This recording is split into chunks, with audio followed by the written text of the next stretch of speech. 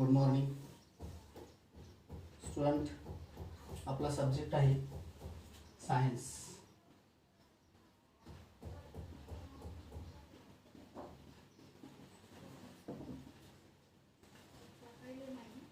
आपण लास्ट इयरला म्हणजेच इयत्ता 8वीला गेल्या वर्षी आपण जे सायन्स शिकलो त्या सायन्समध्ये तसं आपण पाहतो की त्या सायन्समध्ये फिजिक्स, केमिस्ट्री आणि बायोलॉजी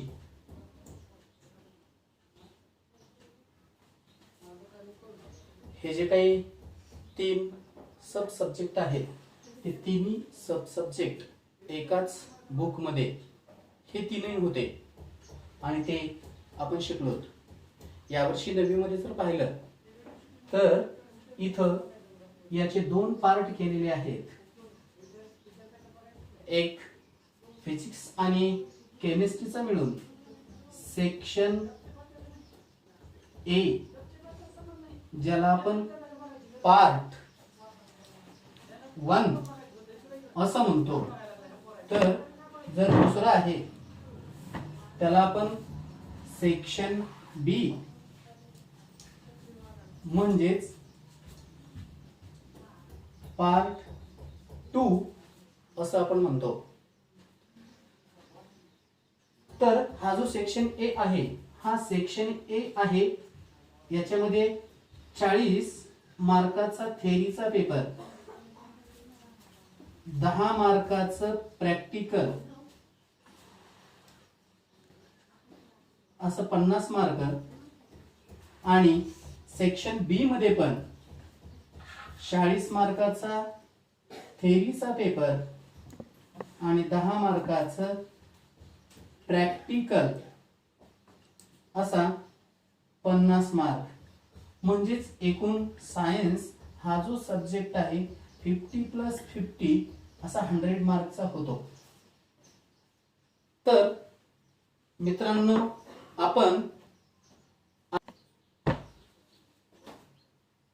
सायन्स मध्ये असलेला जो सेक्शन ए हा जो पार्ट आहे हा सेक्शन ए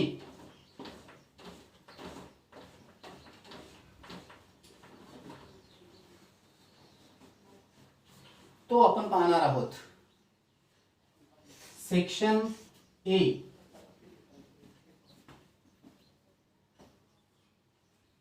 या सेक्शन ए मध्ये फर्स्ट टर्म साठी 5 चॅप्टर आहे. या 5 चॅप्टर मध्ये 3 चॅप्टर फिजिक्सचे आहेत तर 2 चॅप्टर हे केमिस्ट्रीचे आहेत. जे एकूण 40 मार्क या 5 चॅप्टर मध्ये डिवाइड केलेले आहेत. याच्यामध्येच असलेला जो सेक्शन ए चा पहिला चॅप्टर आहे लॉज ऑफ मोशन.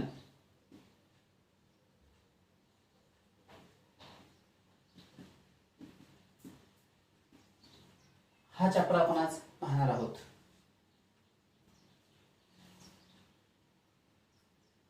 याच लॉज ऑफ मोशन मध्ये आपण मोशन म्हणजे काय, व्हॉट इज मोशन, नंतर पाहणार डिस्टन्स अँड डिस्प्लेसमेंट. त्याच्यानंतर याच्यातच पाहणार आपण ऍक्सलरेशन आणि याच्यातील लास्टचा पॉइंट जो पाहणार म्हणजे ज्याच्यावर चॅप्टर डिपेंड आहे असे हे जे काही 4 पॉइंट आहेत त्यात लास्टचा पॉइंट पाहणार आपण न्यूटन्स लॉज ऑफ मोशन, न्यूटनचे गतिविषयक नियम आणि रिलेटेड कन्सेप्ट.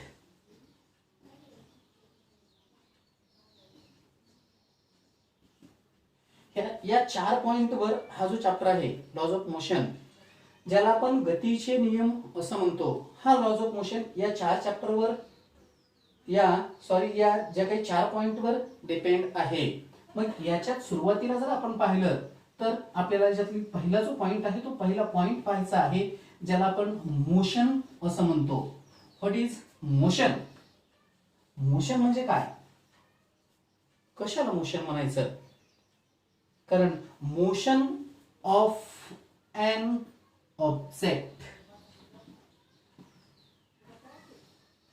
एखाद्या वस्तूमध्ये असलेली गती पाहायची आपल्याला. कशाला म्हणायचं?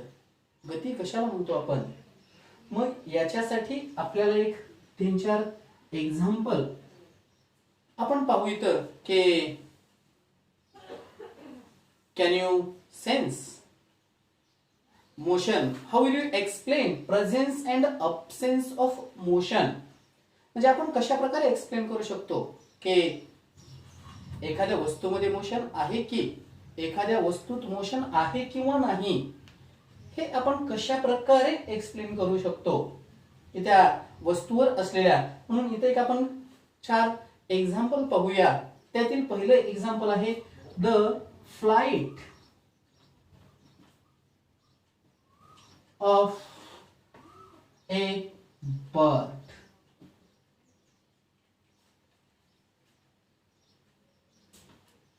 पक्षी उडतो आहे, फ्लाइट ऑफ बर्ड, उडतो आहे. We can see the motion of bird in our sense, in our eyes. आपल्या डोळ्यांनी, आपल्या या सेन्सनी आपण या पक्षाची असलेली जी मोशन आहे ती मोशन आपण पाहू शकतो. म्हणजेच हा जो काही पहिला एक्झाम्पल आहे याच्यामध्ये मोशन ही प्रेझेंट आहे, मोशन ही याच्यामध्ये आहे. आपण दुसरं एक्झाम्पल जर घेतलं तर या दुसऱ्या एक्झाम्पल मध्ये दिलेली आहे ए स्टेशनरी ट्रेन. स्टेशनरी आहे म्हणजे ट्रेन एका जागेवर आहे.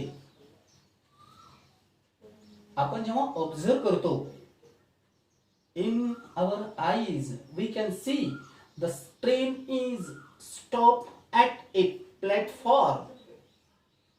इन रेल्वे स्टेशन, रेल्वे स्टेशनवर प्लॅटफॉर्मवर उभा असलेली ट्रेन.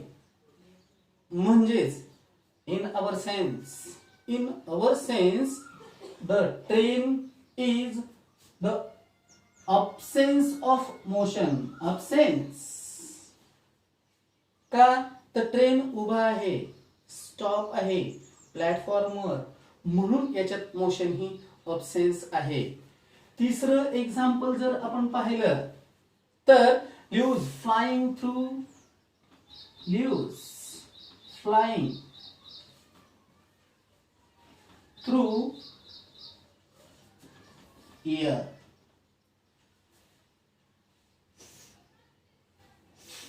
पानं हवेमध्ये उडतायत. आपण ल्यूज झाडाचे पानं पाहतो, वार आलं की पानं उडतात. म्हणजेच we can see the flying of leaves in air. The leaves is in motion. The motion is present. म्हणजे आपल्याला इथं पण मोशन प्रेझेंट आहे. चौथं एक्झाम्पल आहे a stone lying on a hill. A stone lying on a hill. एक hill आहे आणि या हिलवर एक स्टोन आहे, वरती आहे. दे आर लाय, पडलेला आहे वरती, टेकडीवरती आहे, पडलेला एकाच जागेवर आहे. They does not rolling into the ground.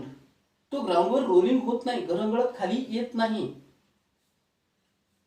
They are in, lie in a hill, म्हणजेच तो एका जागेवर आहे, म्हणजे absence in motion, absence in motion. इथेही absence आहे, इथेही absence आहे. In shortly we can observe the object changes position to respect with its surrounding.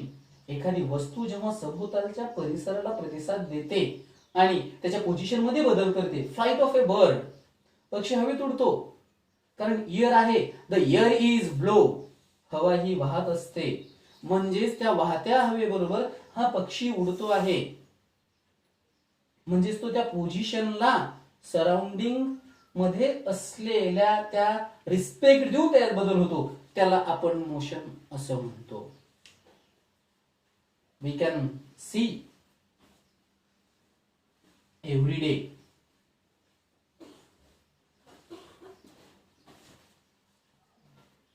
The motion of several objects.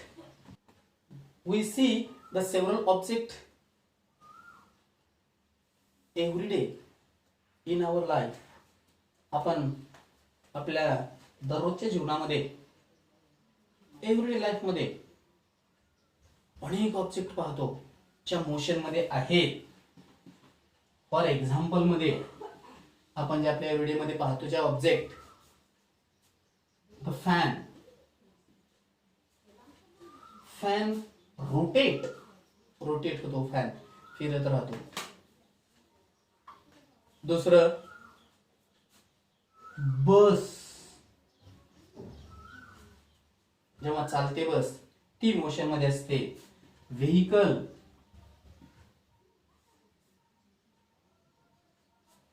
ही पण मोशन मध्ये असते. Sometimes we cannot see the motion of an object directly, but they are present in our surrounding. अशा काही objects आहेत, अशा काही motion आहेत की त्या ऑब्जेक्टच्या मोशन आपल्या सभोवताली होत असतात, but they does not see in our eyes, they are present, त्या आहेत. जसं की आपण पाहतो की ब्लड सर्क्युलेटरी सिस्टीम मध्ये ब्लडचं सर्क्युलेशन होतं, ब्लड सर्क्युलेशन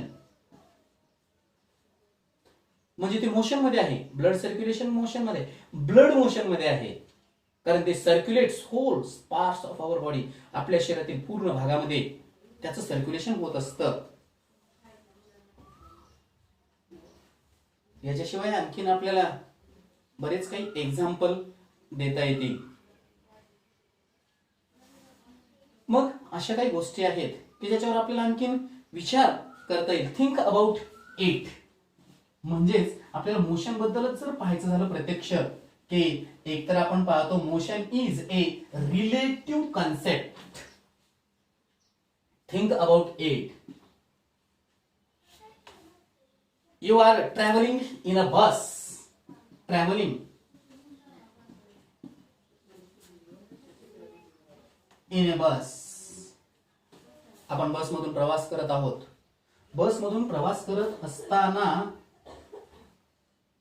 बस आहे आणि आपण बस मधून प्रवास करत आहोत. बसलेलो आहोत आपण बसमध्ये. बसमध्ये बसलेलो असताना आपल्या बाजूला असलेला जो काही पर्सन आहे, is the person sitting next to you in motion. जो बाजूला असलेला व्यक्ती आहे तो मोशन मध्ये आहे का? कारण आपण पाहतो की आपण मोशन मध्ये असतो. आपल्या बाजूला असलेला जो पर्सन आहे, द पर्सन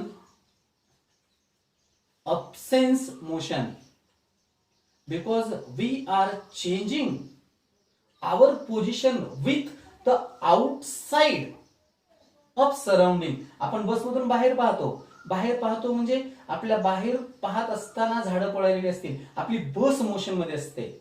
आपण बाहेर पाहतो, सभोवतालच्या परिसराला प्रतिसाद देऊन आपल्यामध्ये आपण मोशन मध्ये येतो, पण आपल्या बाजूच्याची पोझिशन चेंजेस होत नाही. म्हणून आपल्या बाजूचा जो पर्सन आहे तो त्याची मोशन ही बदलत नाही किंवा तो मोशन मध्ये नसतो. दुसरं जे विचारलं त्यांनी आपल्याला की what do you take in to consideration to decide if an object is moving or not. मग एखादी वस्तू गतिमान आहे किंवा नाही हे आपण कसं डिसाइड करतो, कशावरून डिसाइड करतो, तर जेव्हा the object changes with surrounding, सभोवतालच्या परिसरामध्ये respect with surrounding changes position, त्या ऑब्जेक्टची पोझिशन जेव्हा चेंज होते सभोवतालच्या परिसराला प्रतिसाद देऊन, तेव्हा आपण ती जी काही ऑब्जेक्ट आहे ती मोशन मध्ये आहे किंवा नाही हे आपण सांगू शकतो. म्हणजेच थोडक्यात जर आपण पाहिलं तर आपण की मोशन ही एक रिलेटिव्ह कन्सेप्ट आहे. मोशन ही रिलेटिव्ह कन्सेप्ट आहे. म्हणजेच आपल्याला जर विचारलं की व्हॉट इज मोशन, मोशन म्हणजे काय, define the term motion if the position